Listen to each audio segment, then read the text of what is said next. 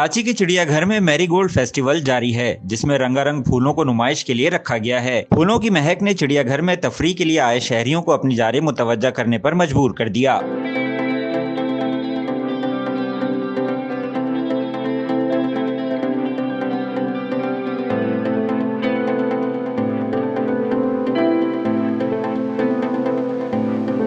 Festival का इफ्तिताह administrator Karachi barrister Murtaza Wahab ने किया। कहते हैं पूरे शहर में इस तरह के फेस्टिवल का इनेकाद करेंगे। और मैं आज आप तमाम दोस्तों से, बिलखुसूस मीडिया वालों से कहना चाहूँगा कि अपने कैमरे पे इन बच्चों की शक्लें दिखाएं जो मुस्कुरा रहे हैं फूल देख के। इन बच्चों को दिखाएं जो कि कराची ज़ू आते हैं और ये जानवरों को देख के एंजॉय करते हैं। अल्लाह ताला इस शहर की रौनकों को बुरी नज़र से बचाए, हासिदों के शर से बचाए और हम सबको तौफीक दे कि हम इस शहर की बेलौस खिदमत कर सकें और इस शहर को जो इसकी माजी में खूबसूरती थी, जो माजी की ग्लोरी थी, उसको बहाल करते हुए बड़े तो बड़े बच्चे भी फेस्टिवल से खूब महसूस हुए।